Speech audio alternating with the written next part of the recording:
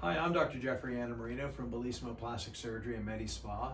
Welcome to Bellissimo Live, and in this episode, Beth is joining me, and we wanted to discuss what a consultation with your surgeon should look like.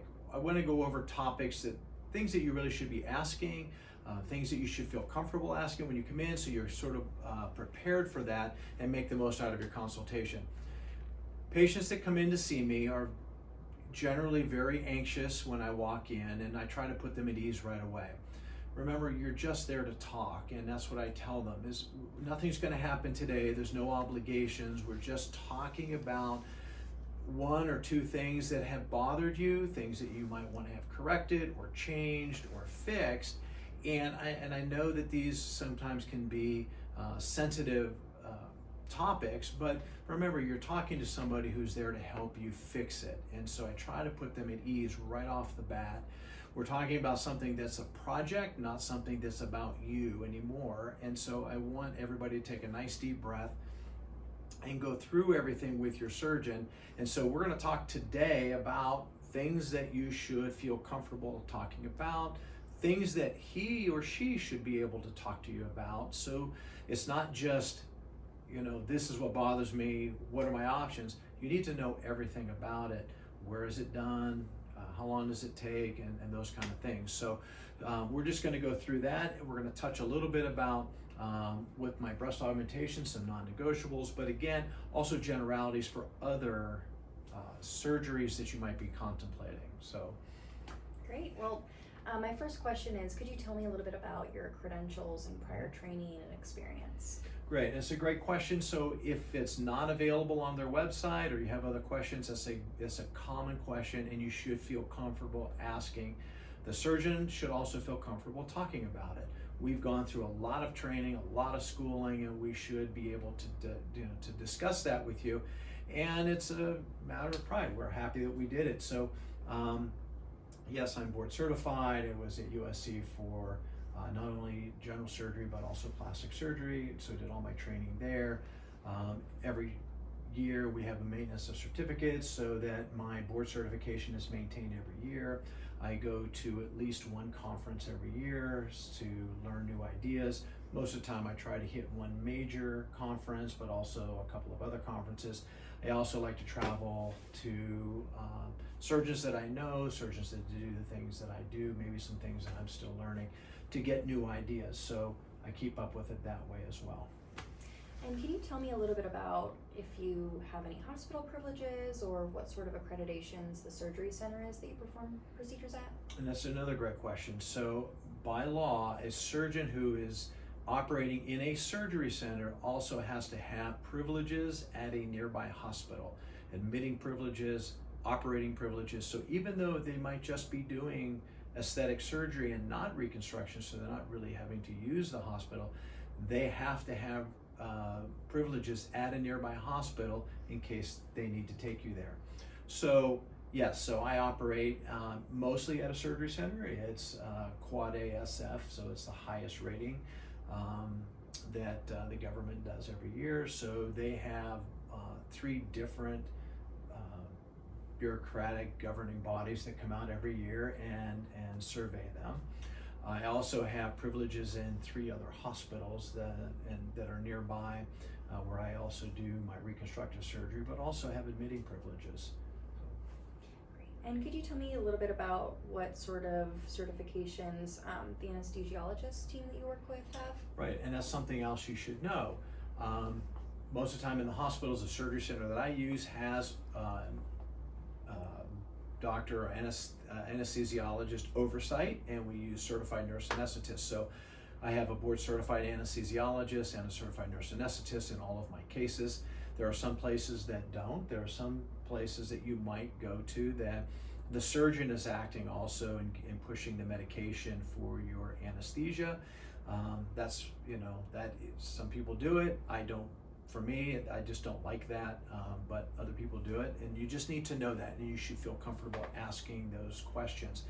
I like the fact that I know I have a board certified anesthesiologist and a certified nurse anesthetist. The surgery center that I use, we've been together 9 years. They know everything about me, I know everything about them. It's the same crew. It really helps us act as a team, and I know my patients are really well cared for. And I talk to the patients about it every consultation. I tell the patient where will do that surgery, which hospital, if I'm going to go to a hospital, what the surgery center, sort of what they can expect, and they also know they're going to have an anesthesiologist and a nurse anesthetist, and kind of go through that day. How long is that surgery going to take on average? How long are they going to be there before? How long are they going to be in recovery room? Because remember, you're going to have somebody bring you, especially if it's IV sedation or general anesthesia. Someone's going to have to drive you and drive you home. Are they going to be there 4 hours, 5 hours, 2 hours? So they might be able to go and get something to eat or plan their day.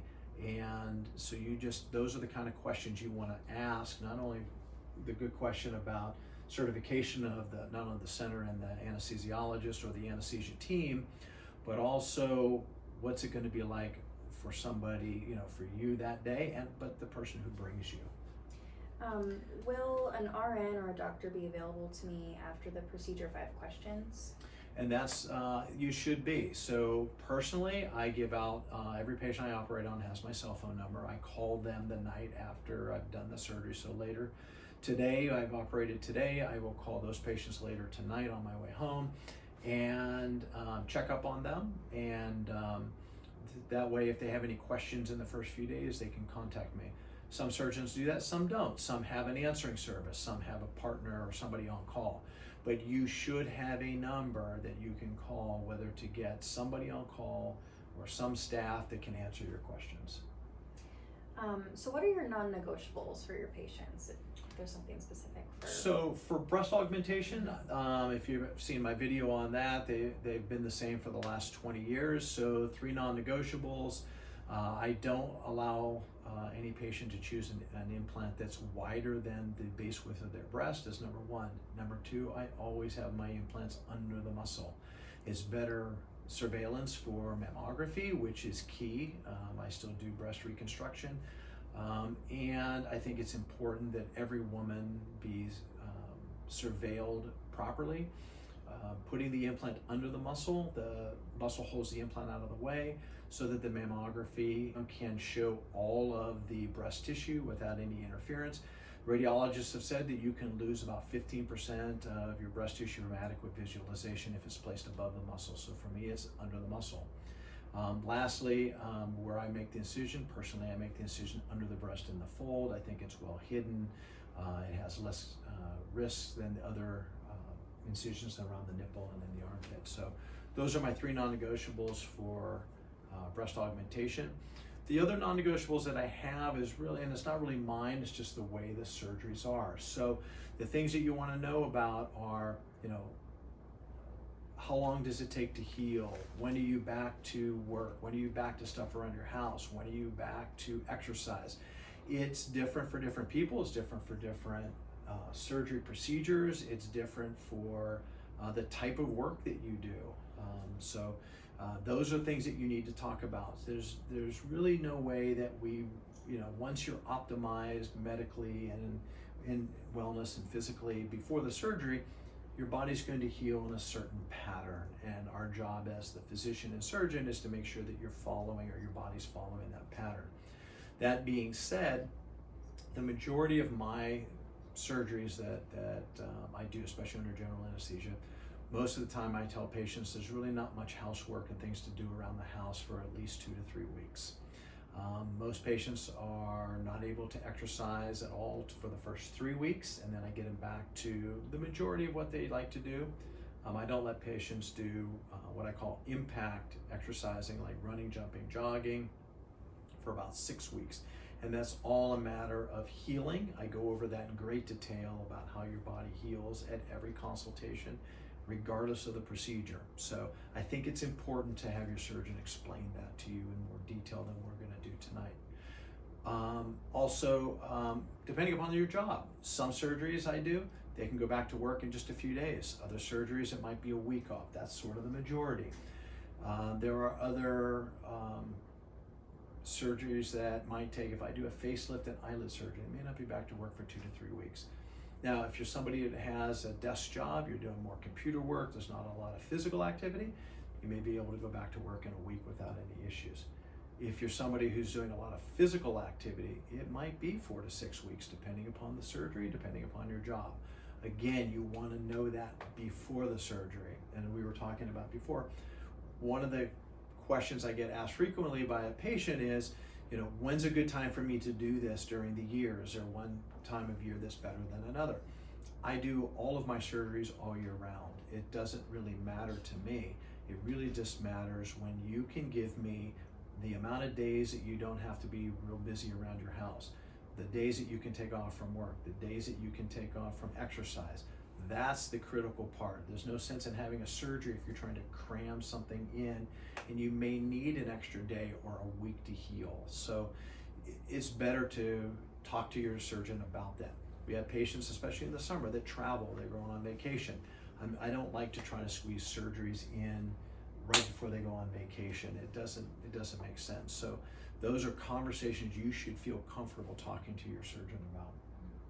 So outside of the questions I've asked so far, should I be looking at reviews or before and afters? Are there things like that I should be looking at prior to our consultation as well? Yeah, I think that especially if you're in the area and you live in an area, there's a lot of times word of mouth is phenomenal or other patients that you might know for that surgeon. Yes, reviews are very helpful, before and after photos, but also you have to take before and after photos with a grain of salt. They're putting out the best that they have. Also, there are certain surgeries, eyelid surgery, faces, things like that those patients may not want their pictures out there. So for any given surgeon, they may not have a lot of photos in certain areas that might be more sensitive or identifiable to the patient. So take that with a grain of salt a little bit. If they don't have, doesn't mean they don't do the surgeries. You can flat out ask them, how often do you do the surgery? Is this something you do a lot of? You're gonna have to kind of gauge as you go through your consultation, do you like the surgeon that you're talking to? And if they tell you I do this a lot, do you feel like you can trust what they're telling you? My feeling is you should just be open and honest with them, because you're going to have a relationship with them after surgery, and so you want to be as open and transparent before surgery, so you help build that trust. And then as you go through, a lot of patients will tell me everything you told me in the timeline is working out, because I don't want to force people into surgery at a time that's not good for them. So I build that trust, try to at the beginning, so that they know if I say it's going to be 4 weeks of downtime, 6 weeks of downtime. Patients will often ask, and going back to your question, how long are my scars going to be pink? Are they going to go away completely? Are they going to fade? What do they look like when they're faded? How long does that take? When can I cover them? When do the stitches come out? If I'm having, stitches that have to come out. Those are all questions that you need to talk to your surgeon about. And that helps you plan also when you're going to be back meeting with family and friends, when you're going to be able to go back to work and feel confident and comfortable that people aren't looking and noticing your scars. So those are things, and every surgeon should feel comfortable talking to you about. This is our work. We should know that by now, almost to the T. If you ask those questions, it should just kind of roll right off, because we've done enough of these surgeries, we've had enough patients, so that we know from this group that any surgery that we've done, I can tell you almost to the letter when this will happen. And my final question is, following my procedure, how frequently will I be seeing you or another qualified provider post-op for post-op appointments or for drain Another removal? great question, because you need to know that, because you need to have some time. I have patients that will come in and say, I'm flying in and I want to get this done. How often do I have to fly back? So the way I do it, I'm very hands-on. I see my patients probably about 80 to 85% of their visits. Otherwise, they'll be seeing one of my PAs or nurse practitioners, maybe on a couple of other ones. It's different for different surgeons, and so there's no right or wrong. It's just how they run their practice. So you need to know that. How often you're going to be seen, and again, that's different for different procedures. So how often do I need to be in town? How often, what does it look like? Do I see, is my follow-up up to 6 months, up to a year? Also, it's not uncommon. I don't charge for post-op visits, so from here on out, if I'm doing any aesthetic surgery, all of your post-op appointments are combined, or just complementary to the procedure that we did. Insurance cases are a little bit different, but because you can go back to the insurance company. But most of the time we're talking now about aesthetic surgery, but there might be surgeons that charge after a certain amount of time, and so you're certainly able to ask those questions. The other question that you should know up front: what happens if I need a revision?